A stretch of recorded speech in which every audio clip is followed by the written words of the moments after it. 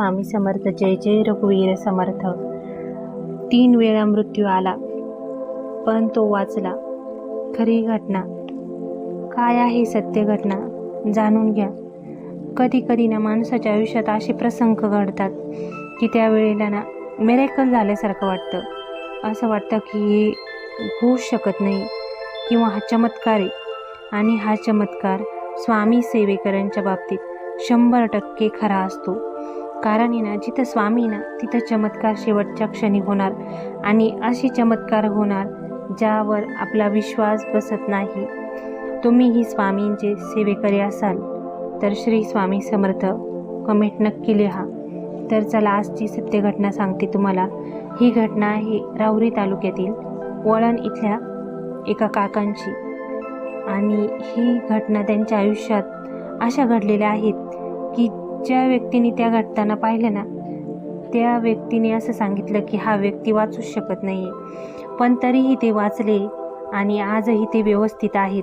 काही महिन्यांपूर्वीच त्यांच्या आयुष्यात जी 3री घटना घडली त्यात तर म्हणजे मिरेकल झालं, म्हणजे चमत्कार आपण जो म्हणू शकतो तो 100% चमत्कार. अशा काही घटना त्यांच्या आयुष्यात घडल्या, त्या जाणून घेऊया. त्यांच्या नावातच 2 देवांचं मिलनीकरणी, एकत्रीकरणी. त्यांचं नाव राम हरी. त्यांच्या नावात राम आहे आणि हरीही आहे, म्हणजे शिव आणि विष्णू ह्या दोघांचंही नाव त्यांच्या नामात आहे. तर त्या काकांना त्यांच्या आई अगदी प्रेमाने राम हरी म्हणायच्या. त्या म्हणायच्या, तुझ्या नावात ना खूप अर्थ आहे, तुझं नाव खूप पॉवरफुल आहे. कधी कधी ना आपल्या नावातही एक अशी शक्ती असते जी आपल्याला खूप प्रसंगातून वाचवते. तेव्हा काहींची नावंसुद्धा खूप पॉवरफुल असतात. त्यांचंही नाव राम हरी. तर त्यांच्या आयुष्यात असे 3 प्रसंग काय घडले की तुम्हालाही असं वाटेल की हे अशक्य आहे, पण ते शक्य केलं महाराजांनी. त्यांचा अगाध महाराजांवर श्रद्धा असल्यामुळं आजही ते स्वामींचे सेवेकरी आहेत. केंद्रात जातात, आरतीला, पारायणाला बसतात, गुरुचरित्र पारायण, इतरही पारायण करतात. त्यांचे नवनाथ 100हून अधिक पारायण झालेले आहेत. ही सत्य घटना आहे. अगदी त्यांच्या अलीकडे 100 नवनाथांचे पारायण पूर्ण झाले. महाराजांनी त्यांना या 3 प्रसंगातून कसं वाचवलं ते तुम्हाला सांगते. कथा शेवटपर्यंत ऐका आणि कमेंटमध्ये श्री स्वामी समर्थ लिहायला विसरू नका. तर त्यांच्या आयुष्यात पहिली घटना घडलेली ती अशी की त्यांचं नवीनच लग्न झालेलं होतं आणि त्यांचे एक प्रिय मित्र, अगदी त्यांचे जिवलग मित्र, त्यांना बाहेर फिरण्यासाठी जायचं होतं. ते म्हटले, चल माझ्याबरोबर. पण स्वामी संकेत देतात, ते कधी कधी आपल्याला कळत नाहीत. प्रत्येक गोष्ट ही संकेतच नसतो, पण कधी कधी आपल्याला स्वामींनी सांगितलेले संकेत हे कळाले पाहिजे. त्यांनाही असे काही अशुभ संकेत कळाले, पण त्यांनी दुर्लक्ष केलं आणि ते त्या प्रवासाला निघाले दोघेही. आणि त्यांच्याबरोबर इतर 6 जण होते. परतीच्या वाटेत त्यांचा इतका भयानक ॲक्सिडेंट झाला की गाडीचा पूर्ण चुरा झाला. जी 4 व्हीलर गाडी होती तिचा पूर्ण चुरा झाला आणि जी मागून येणारी ट्रक आहे तिने ह्या गाडीला धडक दिली. आणि त्यामध्ये त्या गाडीतले हे 2 व्यक्ती सोडून, त्यांचा मित्र आणि हे काका, हे सोडून इतर अख्खे जण मृत्युमुखी पडलेले होते. ह्या दोघांनाही गाडीतून अगदी बेशुद्ध अवस्थेत बाहेर काढण्यात आलं. आणि गाडीचा अवस्था अशी होती की गाडी फोडून मृतदेह बाहेर काढावे लागले. हे ज्या वेळेला बाहेर आले त्यावेळेला हे शुद्धीत नव्हते, बेशुद्ध अवस्थेत होते. पण त्यांना असं वाटत होतं, हॉस्पिटलला नेलं तेव्हाही असं वाटत होतं की आता हे जगणार नाही, कारण खूप मार लागलेला होता, गाडीच्या काचा त्यांना घुसलेल्या होत्या. मग डॉक्टरांनी प्रयत्न केले आणि नंतर ते शुद्धीवर आले. पण त्यांना असं वाटत होतं की त्या ॲक्सिडेंटमध्ये काहीतरी अशी अलौकिक शक्ती आहे जी आपल्या पाठीमागे उभी आहे, कारण त्यांनाही स्वामींचं नाव घेण्याची सवय आहे. श्री स्वामी समर्थ. येता जाता कुठेही असतात ते स्वामींचं नाम घेत असतात.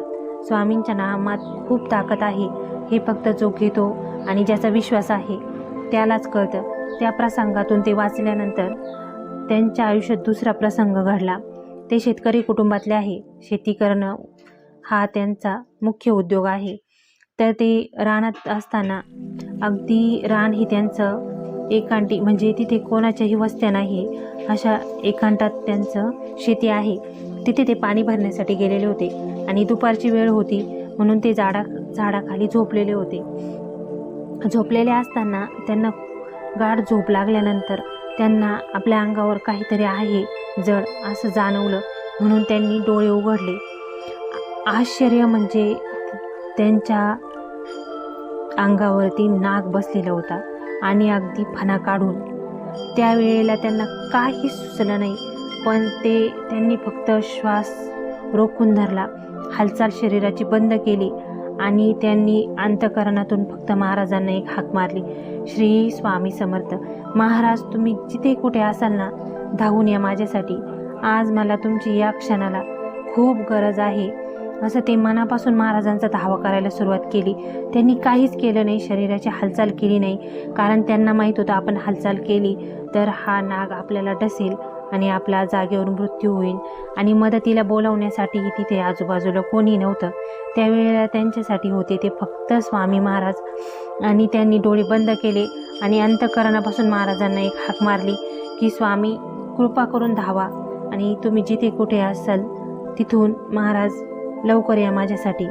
आणि त्यांनी हालचाल न केल्यामुळे तो नागही हळूच त्यांच्या अंगावरून बाजूला झाला आणि लांब निघून गेला. हा अकल्पित घटना ही कोणाचाही विश्वास बसणार नाही, पण अगदी सत्य घडलेला आहे.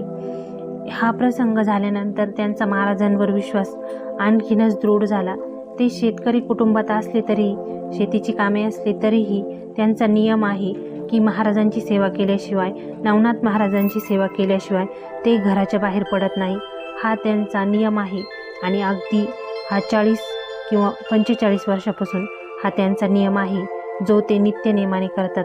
महाराजांची सेवा केल्याशिवाय आणि नवनाथ महाराजांची सेवा केल्याशिवाय ते घराबाहेर आजही पडत नाही. म्हणूनच त्यांच्या आयुष्यात आलेले इतके भयान प्रसंग महाराजांनी त्यांना यातून वाचवलं. तिसरा प्रसंग जो काही महिन्यापूर्वीच त्यांच्या बाबतीत घडला, तो इतका भयानक होता की असं वाटन की आता यातून हे व्यक्ती वाचू शकत नाही, कारण डॉक्टरांनी सांगितलं होतं 100% सर्व काही देवाच्या हातात आहे, माझ्या हातात काहीच नाही. तर झालं असं की त्यांना छातीत त्रास व्हायला लागला, छातीत दुखत होतं. असे 2 दिवस गेले, पण शेतीची कामं चालू असल्यामुळे त्यांनी दुर्लक्ष केलं. त्यांना असं वाटलं की धावपळीमुळं होत असेल आणि त्यांनी त्याकडे दुर्लक्ष केलं. पण ह्या काळातही त्यांची स्वामींची सेवा ही चालू होती. सेवा, तुम्ही स्वामींचं एक नाम जरी घेतलं ना, तरीही महाराज त्या नामाचे तुम्हाला 100 पटीनं फल देत असतात. ह्या काकांना त्रास व्हायला लागला. असं 3 दिवस गेले आणि नंतर हळूहळू त्यांच्या हातापायाला मुंग्या यायला लागल्या, थोडासा बधीरपणा जाणवला. तर त्यांनी त्यांच्या मिसेसला सांगितलं की अगं, माझ्या हातापायांना खूप मुंग्या येत आहेत.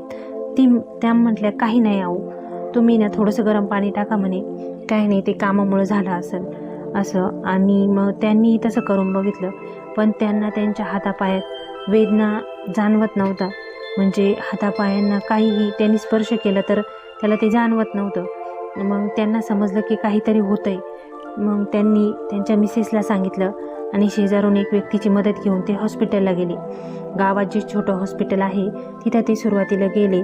तर डॉक्टरांनी त्यांना एवढं सांगितलं की तुम्ही जेवढं लवकर होईल तेवढं तुम्ही मोठ्या हॉस्पिटलला शिफ्ट व्हा. आणि त्यावेळेला त्या मावशीजवळ कुणीही नव्हतं. आणि अशा वेळेला ना, माणसाला अशा प्रसंगामध्ये कळत नाही की त्याने काय करावं आणि कुठं जावं. बस स्वामींचा धावा तर चालूच होता त्यांचा, महाराजांचा श्री स्वामी समर्थ, श्री स्वामी समर्थ असं त्या धावा करतच होत्या. त्यानंतर त्यांना नगरच्या मोठ्या हॉस्पिटलमध्ये नेलं, उदी नामांकित हॉस्पिटलमध्ये. तिथं डॉक्टरांनी सांगितलं की यांच्या मेंदूच्या शिरा बंद पडलेल्या आहेत. जर ह्या शिरा काही इंजेक्शन गोळ्या वगैरे देऊन चालू झाल्या तर, नाही तर यांचं ऑपरेशन करावं लागेल मेंदूचं. आणि तेवढ्या 24 तासामध्ये त्यांना विस्मृती झाली. त्यांना कोणताही माणूस ओळखू येत नव्हता. पण त्या मावशीही स्वामींचा सारखा धावा करत होत्या. त्या म्हणत होत्या, महाराज, आता या क्षणाला तुम्हीच आहात आम्हाला वाचवायला, तुम्ही सोडून कोणीच नाही. कारण ज्या वेळेला ना सगळे हात टेकतात तेव्हा ना महाराजांची कृपा आपल्यावर होते. जर आपलं अंतःकरण प्रसन्न महाराजांवर श्रद्धा असेल ना तर 100% महाराज धावून येतात. बस एवढंच करायचं आहे की महाराजांवर विश्वास ठेवायचा आहे की आता स्वामी तुम्हीच आहात आणि धावा सत्वर. बस महाराजांनी त्यांची आर्त हाक ऐकली आणि त्या काकांचं त्याच्यातून सुखरूप ते बाहेर पडले. न ऑपरेशन होता. हे मिरेकल आहे. डॉक्टरसुद्धा चकित झाले की ज्या व्यक्तीच्या 90% मेंदूच्या शिरा बंद पडलेल्या होत्या ती व्यक्ती बिना ऑपरेशनची 4 ते 5 दिवसात क्लिअर होऊन घरी गेली. हे मिरेकल आहे आणि हा चमत्कार होतो. स्वामी भक्तांच्या बाबतीत हा चमत्कार होतो. फक्त अट एवढी की तुमचा स्वामींवर विश्वास हवा. जिथे विश्वास आहे ना तिथे स्वामी आहे.